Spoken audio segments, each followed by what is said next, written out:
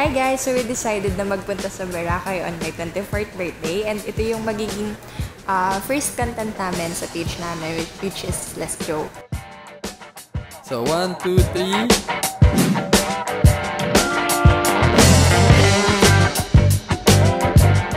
3. So ayan na, gumugulong na yung aeroplano. Share ko na din na this is my first time kaya siguro ganyan yung itsura ko after an hour ng biyahe namin. But nung sa van transfer na, okay na ako, masanay ako sa gantong biyahe kaysa doon. Ayan. Yeah. On the way kami papunta sa Jetty Port. Pagka tumigil yung van, yung pala, sasakay kami ng bangka. Sabay kami papunta doon. Ayan, pagkasakay namin ng bangka, bumaba din kami doon sa may sanda ng Boracay. So dito may magpipick up sa amin na van ulit papunta sa accommodation namin which is ito. Azalea Hotel. Madaming rooms, tapos maganda. So maganda dito guys. Salamat sa discount. Tapos pagkatapos nun, kumain na kami sa Jasper's, malapit sa D-Mall Palengke. So hindi mo na agad kami bumili ng souvenirs dito since first day pa lang namin. Pati yung panda, kuhanin nyo na lang. And ayun, pumunta lang muna kami sa beachfront to appreciate yung Boracay. Sobrang ganda dito guys. Add nyo to sa bucket list nyo kasi ayun, kita nyo naman. Enjoy ako. Tapos, nag-transform siya sa Jonas. Kasi masarap daw dito yung yung banana choco peanut. 168, napakamahal. Joke lang. Yan, kita nyo yung price list. Yan, Jonas, tikman na masarap natin. Siya. Gaago yung tamis at alat. Then, ayan. Ginagawa namin isa, pinag-uusapan namin yung buhay ng ibang tao. Char. Naiwan yung kaluluwa sa sobrang sarap. Yan, tapos nag-usap na kami kasi kami pupunta sa Andox. Kumain kami ng dinner. And napadpad kami sa Andox kasi maraming tao masyado sa beachfront and medyo mahal. At nakakita kami na nagpapaikot ng apoy. And ayan, may nadaanan kaming nagpa-fire dance sa wave. Oh, yan, pinabagal namin yung apoy sa ulo ni ate. Tuwan-tuwa yung kasama niya kahit muntik na magliyab. Oh, ang galing ni kuya, oh. Talaga namang wasiwas na wasiwas yung apoy, hindi natalsik.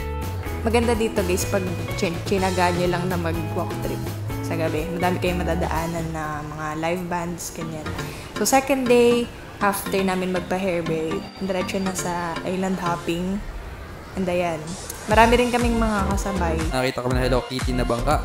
At pero hindi kami doon sumakay. Sumakay kami doon sa white. Yan. Picture. Isa pa, picture. Sobrang enjoy dito guys kasi syempre, saan kami napadpad. Ayan, must try to, Crystal Kayak. Sikat to, though. Maganda naman kasi talaga siya and maganda yung mga shot ng mga lokal. Tapos na yung oras namin dun sa Puka Beach. Tapos nakakita ko ng kuweba. Minsan lang makakita ng kuweba eh. Kaya binidyoan ko. Tapos may mga bato din. Yan, na may lumot. Yan, tapos mag-snorkeling na kami. Nakita ko siya, kinukut-kut yung tenga. Masakit daw. So, lumubog ako. Nakita ko paa. Ay, luya. Ay, paa pala yun. Tapos, lumutang uli ako. Ayun, hindi ako makalubog kasi gawa nung life vest. Tapos, sinubukan niya lumubog. Ayan. So, dito pagbasa nakapag-muni-muni pa siya. yung ginagawa ko na overwhelm ako sa GoPro niya. Sabi ko, teka parang maganda yung view. Ayan, tapos nagutom kami kakalangoy. Kumain kami sa buffet. Tapos, buffet siya, so pwede bumalik. Hindi na ako bumalik, pero siya bumalik para sa akin. So pagka lumubog na kami uli, helmet diving. 15 minutes, pero after 5 minutes, umakyat na rin ako. Hindi ko kaya yung pressure. Kaya promise, kinagat talaga ako dyan ng isda. Ayaw nila maniwala sa akin. Then after nyan, pabalik na kami. Eto, third day na to. Try kami nung morning mag-paddleboard. Mahirap siya mag-balance sa una. Pero after ilang try, mahirap pa rin talaga. Nung nagets na namin, nakatayo na kami. Pinicture kami ni kuya. Nung may-ari ng paddleboard. Tapos siya din, pinicture niya. Kunyari naman talagang turista.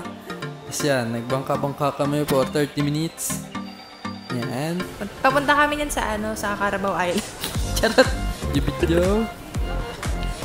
Sobrang nakaka-enjoy yan kasi 30 minutes to, pero nakakawala ng stress pag ganyan-ganyan ka lang, paaraw, paitim, bago umuwi. Si Kuya nga, nakatayo pa, nagsasagwa. Marami din naman mga nagpa-paddleboard dyan. So, ako'y napapagod na yung mga oras na yan, pero siya padila-dila lang. Bawal naman ako magreklamo. At yan nga, niyakad ko na siya mag-swimming. Kasi puro na kami sa guwang kanina. At boom! Naging lalaki ang dating babae. Transition yun. Day 3. Land tour naman kami. Yan. So, binayaran namin si Kuya para idalhin kami sa mga yan. Tulad nito, mangroves. May mga package sila. So, ayan. Una namin pinuntahan, Boracay Mangroves. Yan. Lapit lang yan. Yan yung pinakamalapit. Picture lang kami dyan. Then, after nyan sa Leaning Coconut Tree, ito yung lagi ko nakikita sa mga friends ko na nagpupunta sa Boracay. Kasi ito keyhole. Maganda rin dito kasi masyadong malayo. Then, Puka Beach. Hindi kasi namin ito natagalan nung sa island hopping. Kumbaga, hindi kami nagtagal dito. Then, ito, grotto. Dito din, sobrang init na kasi yun. Sobrang pagod na kami. So, sumaglit lang kami ng video dito and picture. Ganda. Walang tao kasi tanghaling tapat. Last full day namin sa Boracay. Then, after niya, nag-rest lang kami sa hotel. Then, yan. Last sunset with Boracay. The best talaga yung sunset dito. Parang sunset. Kinabukasan, umuwi na rin kami sa Manila. So, yun guys, try nyo din kasi sobrang nag-enjoy kami sa 4-day 3 nights namin dito. Yun lang. Bye!